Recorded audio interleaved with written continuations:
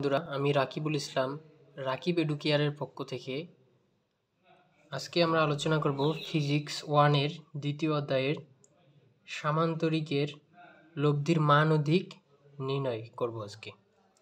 তো সামান্তরিকের মান ও দিক নির্ণয় করতে গেলে আমাদের ফার্স্টে চিত্র অঙ্কন করতে হবে। তো চিত্রটি এখন অঙ্কন করব।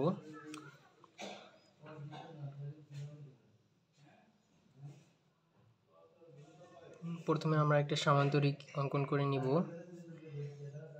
এরপরে ত্রিভুজ অঙ্কন করে নিব। তাহলে আমরা যদি A B C D E দেই, তাহলে সামান্তরিকের এটা হচ্ছে কর্ণ। কর্ণর মধ্যে যদি এই কোণটা সমান আলফা হয়, তাহলে এই কোণটাও কি হবে? আলফা হবে। এই কোণটাও আলফা হবে। নিচে বি থেকে সি পর্যন্ত পি ভেক্টর, এটা হবে কিউ ভেক্টর, আর কর্ণটা হবে আর ভেক্টর। তো আমাদের এখন সামান্তরিকের সূত্র অ্যাপ্লাই করতে হবে ফার্স্ট অফ অল। তো সামান্তরিকের সূত্র হচ্ছে কোনো সামান্তরিকের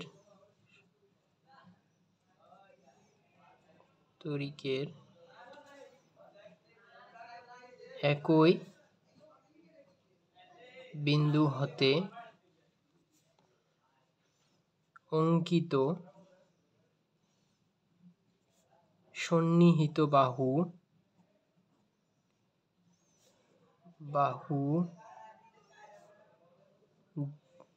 দুটি যদি একই ক্রমে ক্রিয়ারত দুটি দিক রাশির মান ও দিক নির্দেশ করে তাহলে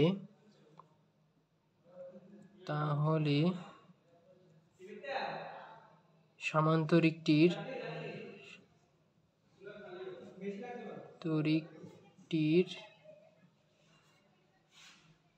একই ক্রমে সামান্তরিকটির কর্ণ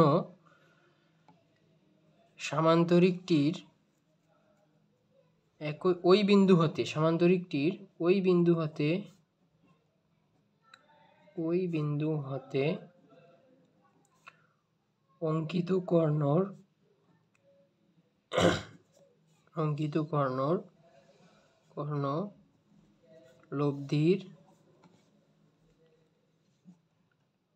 লব্ধির মান ও দিক নির্দেশ করবে।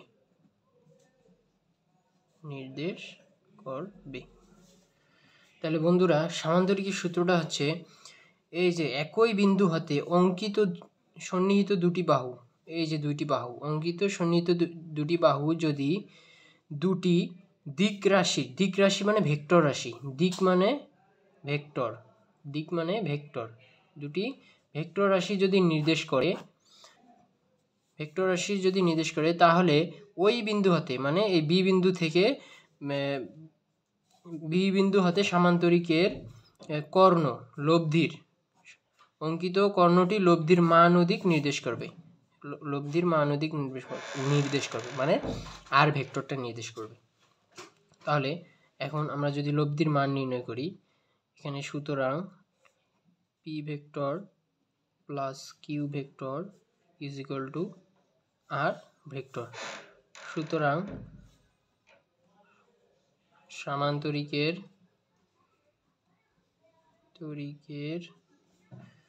আমরা লব্ধির মান নির্ণয় করব। সামান্তরিকের লব্ধির মান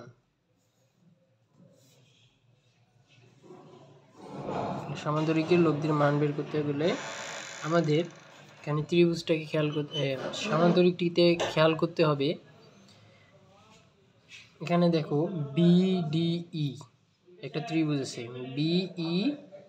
বিডিই ত্রিভুজ একটা আছে। বিইডি ত্রিভুজ থেকে আমাদের পিথাগোরাসের উপপাদ্য অনুসারে আমরা জানি, পিথাগোরাসের উপপাদ্য অনুসারে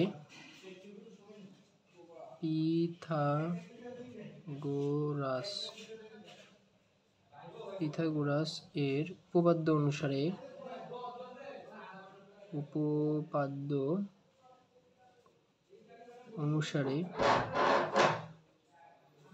পিথাগোরাসের উপপাদ্য অনুসারে ত্রিভুজ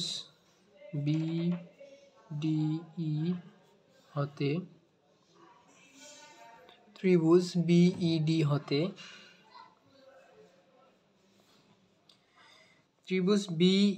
হতে আমরা জানি কি পিথাগোরাসের উপপাদ্যের সূত্র অতিভুজ স্কয়ার ইজ ইকুয়াল টু লম্ব স্কয়ার প্লাস ভূমি square.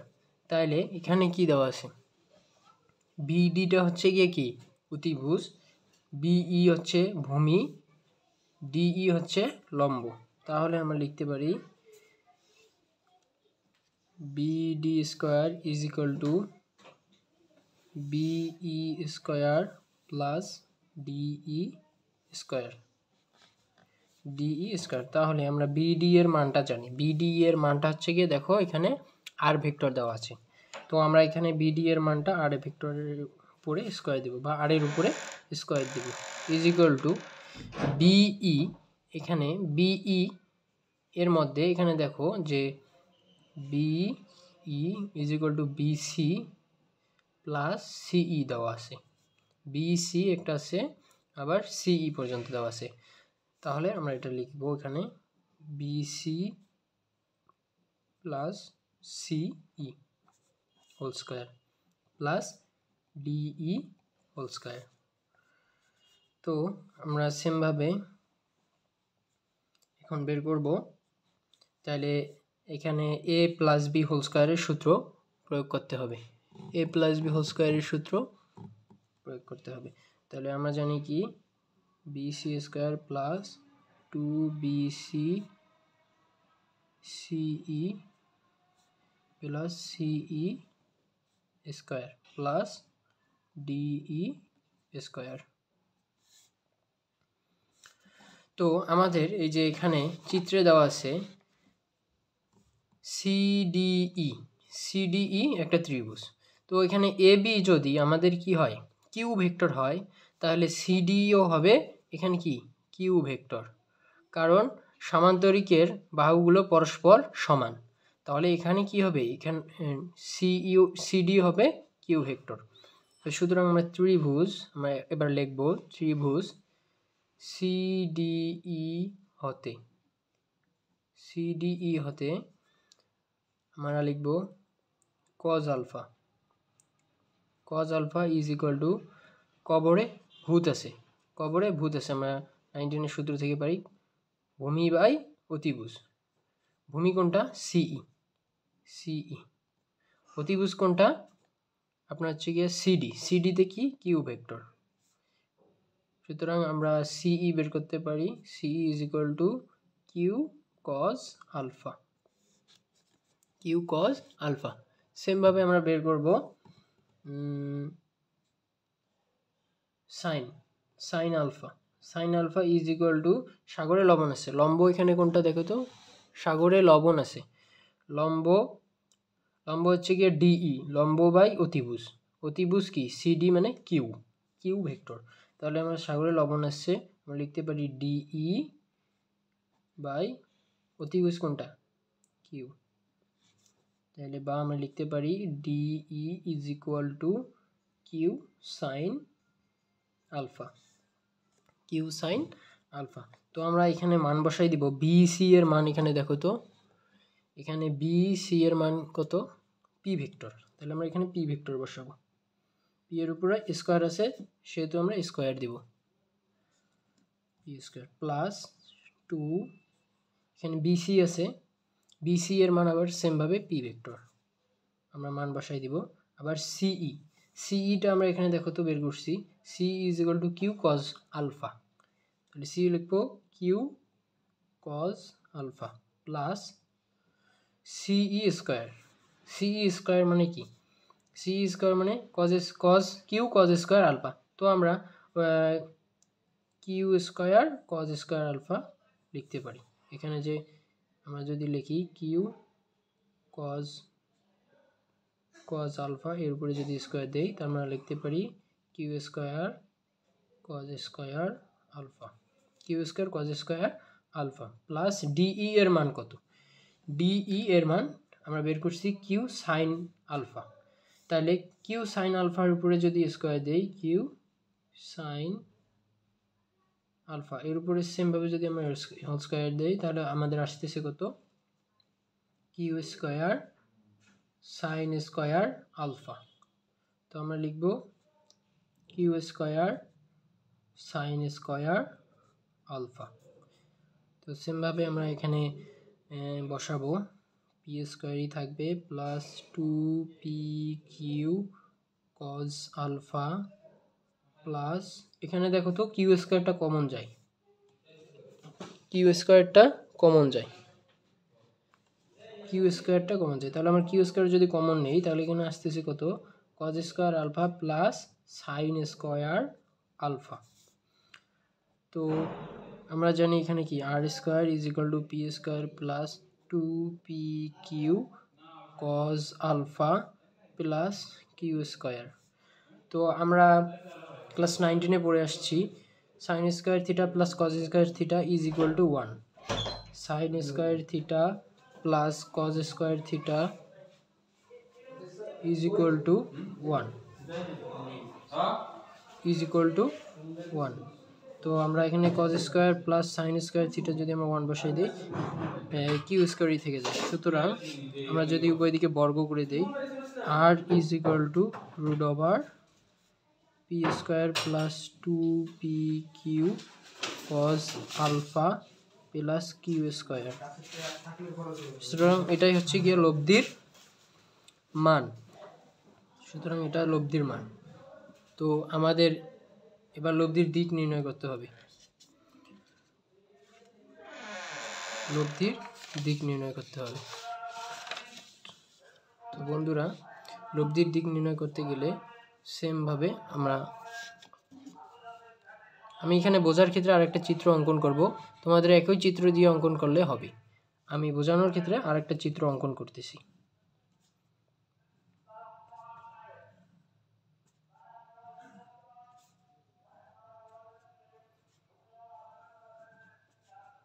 A B C D E, তারপর হচ্ছে আলফা, এখানে হবে আলফা, এখানে পি ভেক্টর, কিউ ভেক্টর, এখানে আর ভেক্টর, এখানে কিউ ভেক্টর। তো আমি সুবিধার্থে একটা চিত্র অঙ্কন করে নিলাম, তোমরা না করলে হবে, একটা চিত্র দিয়ে লব্ধির মান ও দিক তোমরা নির্ণয় করতে পারবে। তো এখন আমরা বের করব লব্ধির দিক, লব্ধির দিক এবার নির্ণয় করব। তো লব্ধির দিক নির্ণয় করতে গেলে আমাদের ট্যান থিটা অবলম্বন করতে হবে। তাহলে আমরা জানি কি tan theta is equal two, আমরা জানি বিডিই ত্রিভুজ হতে, ত্রিভুজ বিডিই হতে tan theta is equal two টেরা লম্ব বাই ভূমি, tan theta is equal two লম্ব বাই ভূমি। তো লম্ব এখানে কি আছে?